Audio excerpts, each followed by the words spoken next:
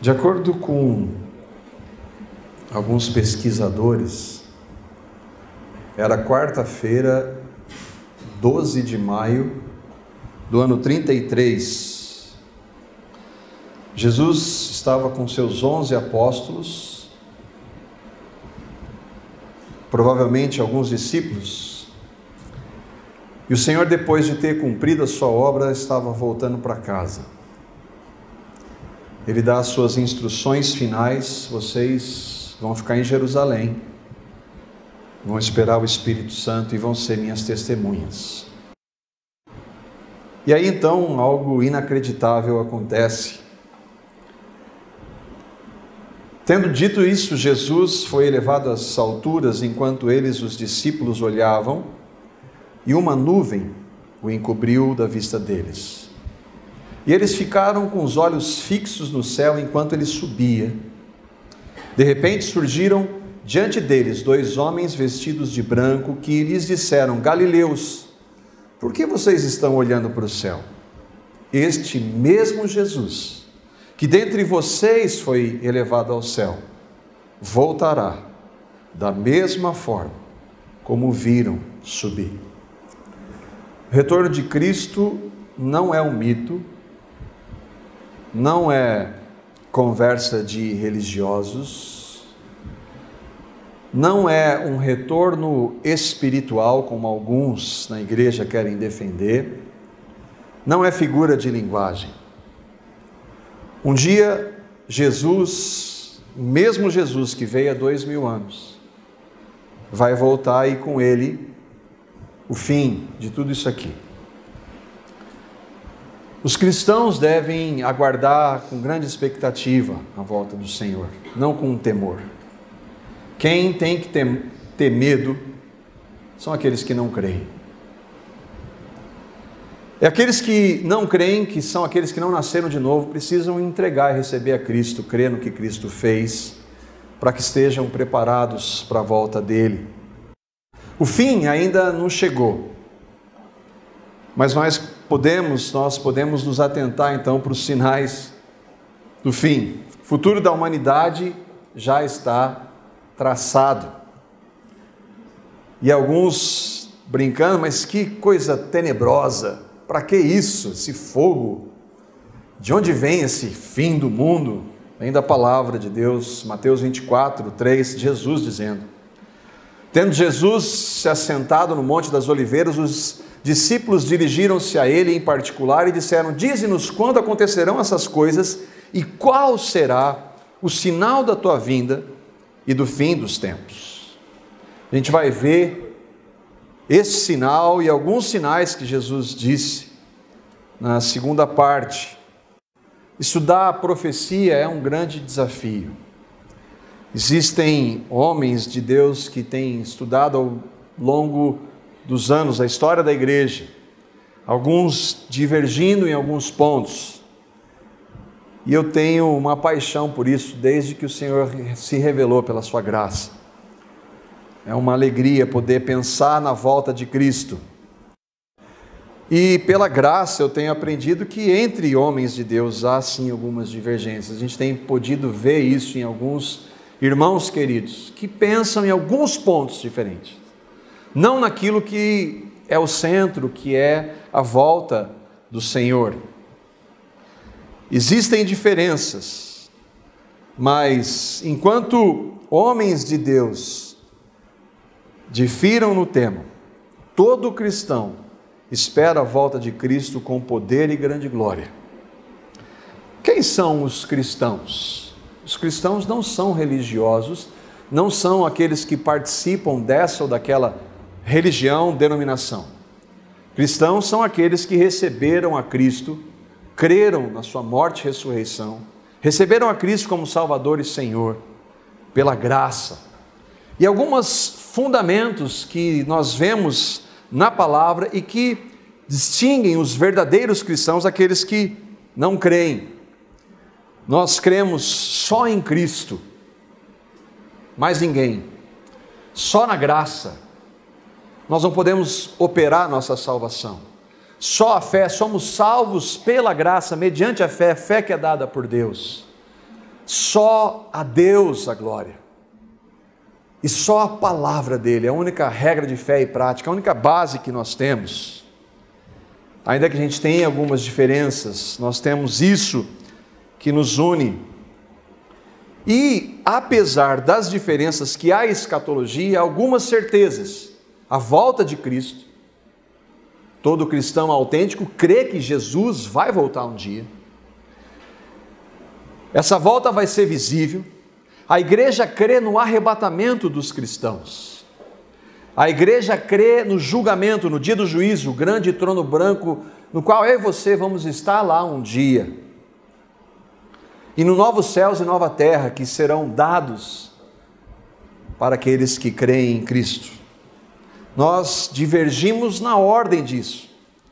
Mas todo cristão autêntico ora como o Senhor disse lá em Apocalipse 22:20, aquele que dá testemunho dessas coisas diz, sim, eu venho em breve, amém. Ora, vem, Senhor Jesus. Maranata, vem, Senhor Jesus. Devemos esperar com expectativa a volta do Senhor, como Lutero. Lutero disse, eu só tenho 2 dias em meu calendário, hoje e aquele dia. Eu devo viver como se Jesus tivesse morrido ontem, ressuscitado esta manhã, estivesse voltando hoje à noite. Essa deve ser a nossa esperança. Nós vamos ver várias opiniões, vamos olhar para a história, para a ciência, contudo, nossa base é a palavra de Deus. E nós vamos ter alguns líderes, vamos mostrar alguns líderes que têm se afastado da palavra, minimizado a palavra, e alguns distorcido a palavra. E o irmão Nicodemos, um irmão querido, e que tem se pautado na palavra, tem sido alguém importante para a igreja hoje. Ele disse sobre essa palavra que nós cremos, como a palavra de Deus, o que ela é para nós? Ela é inspirada, autoritativa, infalível, suficiente e única regra de fé e de prática. Assim desejam os cristãos submeter-se a ela, pois a consideram como estando acima de suas tradições e de suas confissões. Nossa base, portanto, é a palavra de Deus. Falar do fim do mundo não é coisa apenas de crentes. E aqui a gente começa a nossa primeira parte. O fim está próximo, o medo da realidade. Nós vamos tratar de 5 temas durante esse tempo aqui. Nós vamos falar a primeira parte hoje sobre esse fim, a ciência, depois o que Deus falou por meio de Daniel. Amanhã, se o Senhor permitir, nós vamos ver o que Jesus falou sobre o fim. À noite nós vamos falar sobre o arrebatamento, o que é, como e quando vai acontecer, e depois, o que eu e você temos a ver com o fim. O fim está próximo? O cinema ama o assunto. Alguns filmes se pautam em dados bíblicos e científicos, outros em mitos. Há casos nos quais o temor real foi levado para as telas. Em 1983, o filme O Dia Seguinte foi lançado mundialmente com o objetivo de alertar o mundo sobre as consequências de uma guerra nuclear. Aproximadamente 100 milhões o assistiram. E até abril de 2006, era o filme de maior audiência na história da TV americana. E aqui tem um trecho do filme O Dia Seguinte. Those are Minuteman missiles. Like a test, sort of. Like a warning? They're on their way to Russia. It's as high, I repeat, confidence is high. Here we've got 32 targets in track and 10 impacting points. Roger, understand. Major Reinhardt, we have a massive attack against the U.S. net at this time. ICBMs, numerous ICBMs.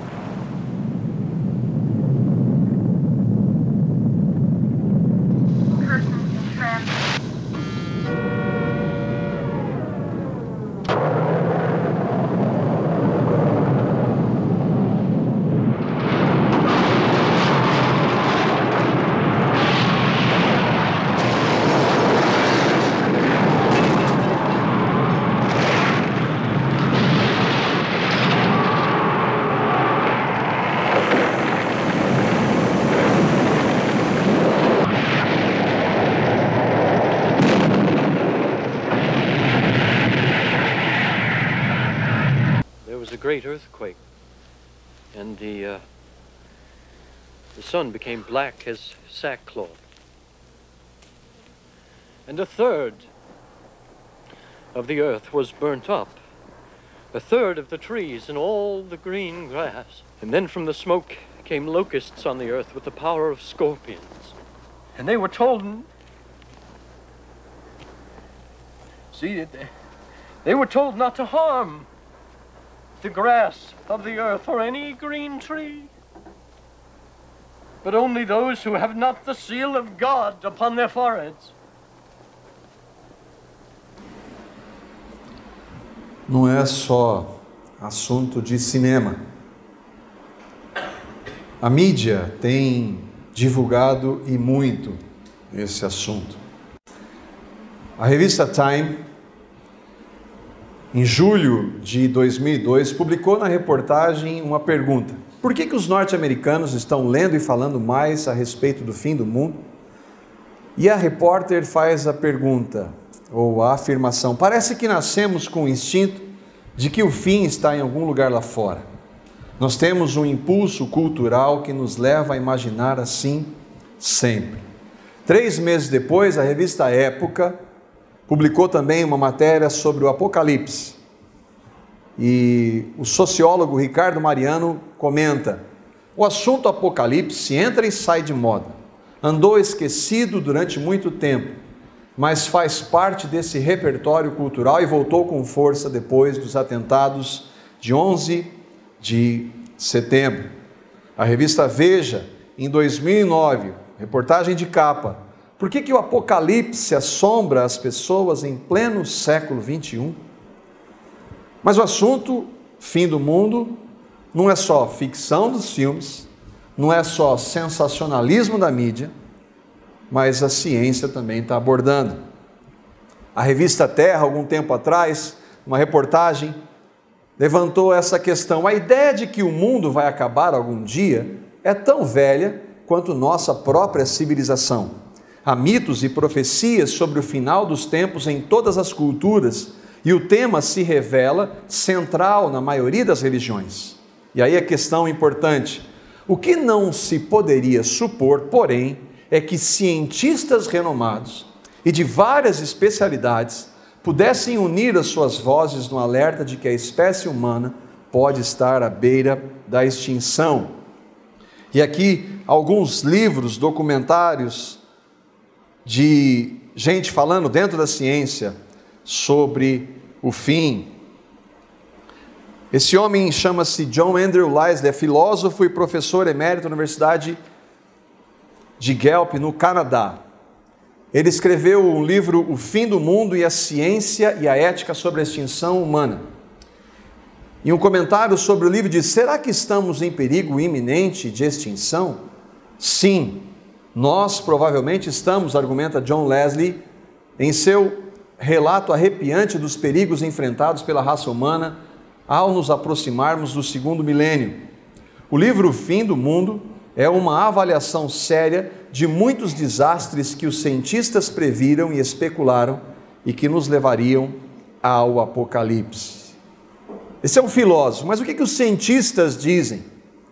James Lovelock é químico, matemático pela Universidade de Manchester, na Inglaterra, PhD em medicina, pesquisador em Yale e Harvard. Não é pouca coisa. Aos 88 anos, um dos cientistas mais influentes do século XX chegou a uma conclusão desconcertante: a raça humana está condenada. Martin Rees é professor de cosmologia e astrofísica da Universidade de Cambridge e autor do livro A Hora Final, Alerta de um Cientista, publicado em setembro de 2003. Ele relata no livro: acredito que as chances de nossa civilização na Terra sobreviver até o fim do século presente não passam de 50%. Nenhum desses está falando de religião, falando a partir da perspectiva ciência, em vários segmentos. É sabido que a questão do aquecimento global é motivo de controvérsia entre os cientistas. Alguns dizem que não está acontecendo esse aquecimento global, mas existe um outro grupo que diz que sim. E aqui eu gostaria de mostrar alguns dos que defendem a possibilidade. O IPCC é o painel intergovernamental sobre mudanças climáticas e foi criado pelas Nações Unidas. Qual que é o objetivo deles? Foi criado a fim de fornecer ao mundo uma visão científica clara sobre o estado atual das mudanças climáticas e os seus potenciais impactos ambientais e socioeconômicos. Alguns admitem que a temperatura da Terra pode subir de 4 a 10 graus até o final do século. Bom, o que isso tem a ver? O que o IPCC diz? Paul Beckwith, que é engenheiro, mestre em física, professor de laboratório de paleoclimatologia na Universidade de Ottawa, no Canadá, diz assim: o que o IPCC diz? Eles nunca dizem o que vai acontecer com os seres humanos. A maioria dos ecologistas e biólogos sabe que se a temperatura aumentar 10 graus Celsius, seria muito ruim para a civilização e para a humanidade. Não é apenas o aumento da temperatura, mas a velocidade com que ela aumenta. Então, se essa previsão se concretizar, a extinção da humanidade a curto prazo ocorrerá mesmo. Cientistas que são contrários à tese do aquecimento global argumentam que esses aquecimentos são locais e que já aconteceram no decorrer da história. Contudo, para muitos outros, entre esses, alguns deles que nós estamos vendo, dessa vez é diferente. E eu estive pesquisando e alguns cientistas estão fazendo uma pesquisa nessa área, que é o Ártico, no norte do globo, e que inclui alguns países: Canadá, Rússia, Dinamarca, Suécia, Noruega e Finlândia. É a área mais fria do planeta, normalmente coberta de gelo. Contudo, nas últimas décadas, algo vem acontecendo. Este é Peter Wadhams, PhD em Física, chefe do Grupo de Física do Oceano Polar na Universidade de Cambridge. De acordo com as suas pesquisas e de vários outros, há uma nova e preocupante ocorrência no Ártico. Well, there's something happening now that really hasn't happened before, and it is very important and quite urgent that we recognise what's going on. That is that the ice has been getting thinner as over the last 40 years since I've been measuring it, and it's now lost about half of its thickness. So the average thickness of ice in the Arctic now is about half what it was 30 years ago. That's a big change, and so far it hasn't shown itself in a collapse of the ice cover, but it will very soon, because you can't keep thinning something off for a long time without it in the end collapsing. What's been happening is that the ice cover's been shrinking slowly, a few % per decade, but then about 5 years ago the shrinkage started to accelerate, and now in the summer we have a huge area of open water in the middle of the Arctic, enough that you can see it on a satellite picture. One of the big effects is already happening, and I think the most important effect is the fact that with the sea ice already retreating in the summer, this slot of open water has become a very large expanse, and that open water absorbs so much radiation during the summer months that it warms up. It now warms up to about 5 degrees, and 5 degrees is very warm by Arctic standards, and that amount of heat in the water is enough to start warming up the seabed. And so the seabed's warming up, and the seabed at the moment is frozen. It's offshore permafrost, an extension of the permafrost on land out under the sea. But when you're warming that up to 5 degrees every summer, it's now starting to melt and the permafrost is disappearing. And what that's doing is allowing a lot of methane, which is trapped under the permafrost, to be released. For the last 2 or 3 years, there's been a joint Russian-Alaskan expedition going out into the Siberian Sea and observing this, and they've been seeing great plumes of methane bubbling up all over the East Siberian Sea. The whole zone of millions of square miles of territory is now releasing all of its methane cover, and that's a large boost to global warming, because methane is an extremely powerful climatically active gas. It's about 23 times as powerful as carbon dioxide per molecule. Uma outra pesquisadora que chama Natalia Shakova é doutora em Ciência e Geologia Marinha e PhD em Geografia e lidera as pesquisas sobre esse gás metânico na Universidade do Alasca. E ela disse em 2013 sobre a possibilidade de um grande aumento do gás metano na atmosfera. Não creio que seja algo que ocorrerá no final do século, mas em algumas décadas. Esse outro homem é Guy McPherson, é professor emérito dos Recursos Naturais, Ecologia e Biologia Evolutiva na Universidade do Arizona. É autor do livro Going Dark. Bom nome do livro, a coisa está ficando preta.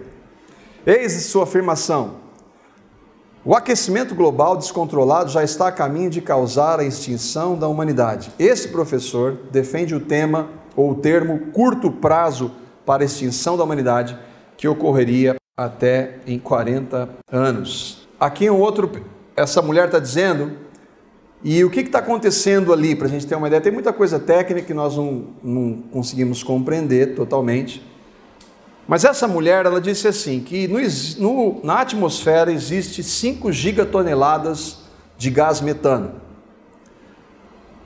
Naquela área onde está congelada e onde está sendo liberado, há milhares de gigatoneladas. E ela disse que se 1% vazar, isso já dobraria a quantidade atual que existe, e com isso o aquecimento global ia acontecer muito mais rápido. O Igor Semelitov, PhD pelo Instituto de Oceanologia da Academia Russa de Ciências, na mesma entrevista que ela disse que isso pode acontecer algumas décadas, ele disse assim: pode acontecer a qualquer momento.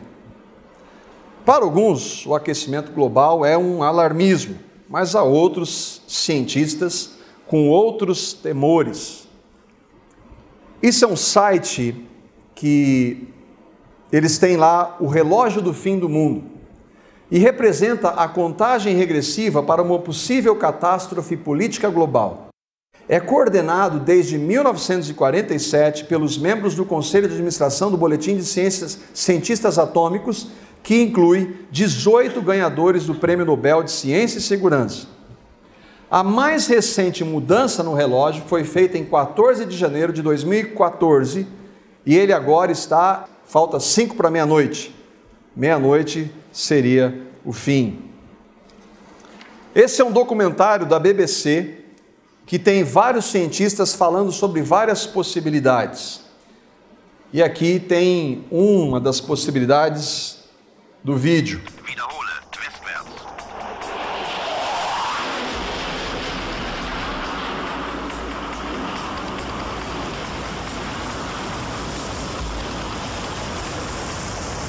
Es ist unmöglich einzuschätzen, was für Schäden diese Flutwelle anrichten wird. Begeben Sie sich in die oberste Etage Ihres Gebäudes. Die Sicherheitshöhe beträgt 50 Stockwerke.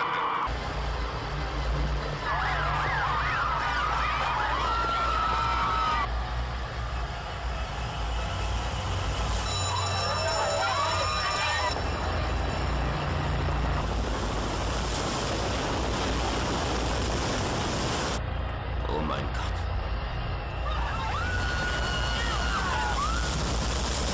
Die Welle hat die Küste von New York soeben getroffen.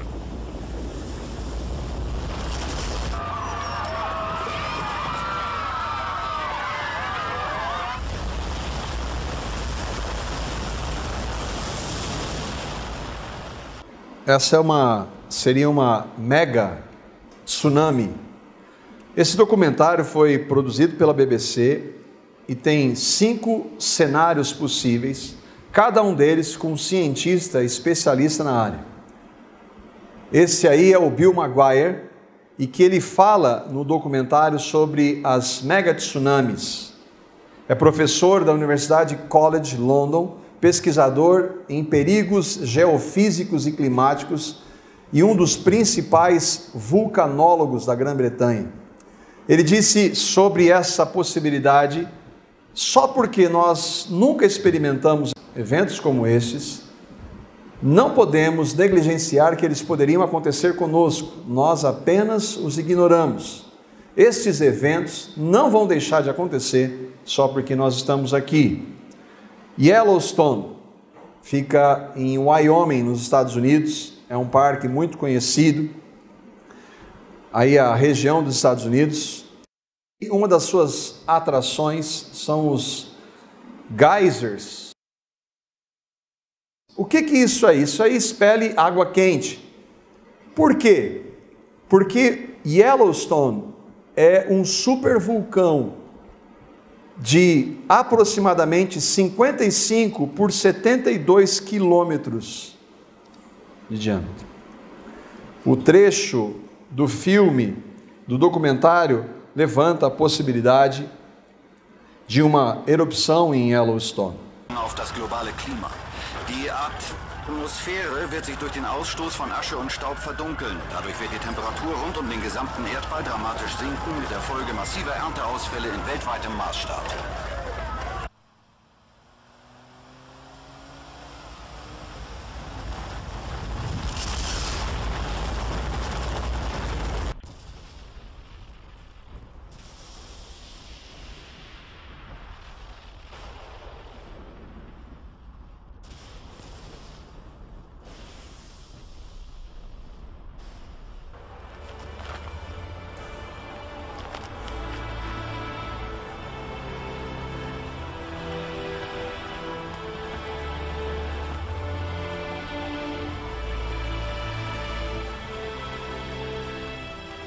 Im Umkreis von 1500 Kilometern rund um Ground Zero hat der Supervulkan alles vernichtet. Die Regierung befürchtet, dass ungefähr 15 Millionen Menschen der Katastrophe zum Opfer gefallen sind. Em janeiro deste ano, algumas reportagens a respeito de Yellowstone foram veiculadas. Uma delas no Globo dizia: análise de uma rocha derretida dentro do supervulcão do Parque Nacional de Yellowstone, nos Estados Unidos, revelou que uma erupção é mais provável do que se imaginava e pode acontecer sem qualquer gatilho externo. Os supervulcões são centenas de vezes mais poderosos do que os convencionais e, ao lado dos asteroides, representam a maior ameaça para a humanidade. E falando em asteroides, o documentário também mostra sobre a queda de um asteroide.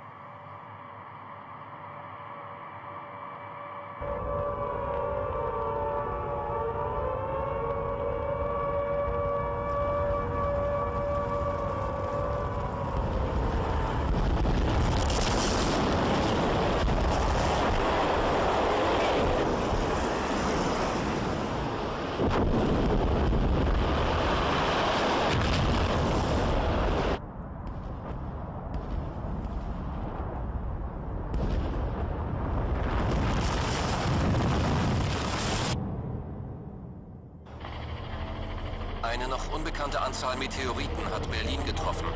Das Ausmaß der Katastrophe ist unvorstellbar. Die Anzahl der Opfer steht noch nicht fest. Man rechnet jedoch mit Millionen von Toten. Die gesamte Infrastruktur in Berlin ist zusammengebrochen. Hilfstruppen versuchen nun, in die am schlimmsten betroffenen Gebiete vorzudringen. Die Frage ist nicht, ob in Zukunft ein großer Meteorit die Erde treffen wird, sondern nur wann. Esse cientista chama-se Jay Melush. É geofísico do Laboratório Planetário e Lunar da Universidade do Arizona. Ao falar sobre a queda de um asteroide na Terra, ele disse: não é uma questão se vai acontecer ou não, mas sim quando vai acontecer. Outra possibilidade, uma pandemia. O que é pandemia? Epidemias de doenças infecciosas que se espalham entre populações localizadas em grandes regiões geográficas, seja um continente ou mesmo um planeta. John Oxford é um virologista inglês, ele é professor na Universidade de Londres e um dos maiores especialistas em gripe aviária, HIV e gripe espanhola. Trata do assunto no vídeo. Ao falar no documentário sobre pandemias, ele disse: sim, haverá outra grande epidemia. A única coisa é que nós não sabemos quando. Bom, a gente está sabendo quando está acontecendo uma. Segundo a organização Médicos Sem Fronteiras, o ebola é uma das doenças mais mortais que existem. É um vírus altamente infeccioso que pode matar mais de 90% das pessoas que o contraem, causando pânico nas populações infectadas. A gente tem ouvido sobre isso. Esse homem chama-se Tom Frieden, é diretor do Centro de Controle de Prevenção em Doenças nos Estados Unidos. Em uma entrevista para a rede ABC dos Estados Unidos, ele disse: nos 30 anos que tenho trabalhado na saúde pública, a única coisa como esta, o ebola, foi a AIDS.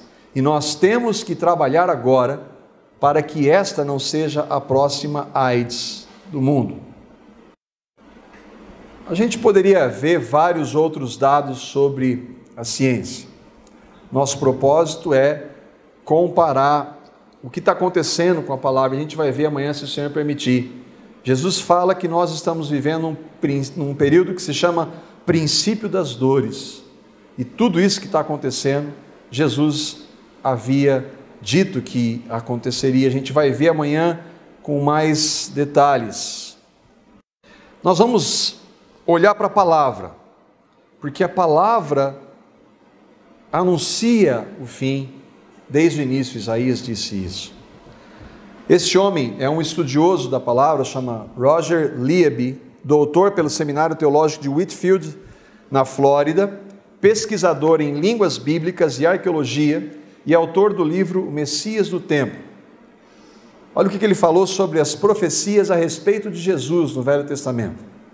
Há no Velho Testamento 330 profecias extremamente exatas e específicas referentes ao Messias sofredor, que se cumpriram literalmente por ocasião da primeira vinda de Cristo.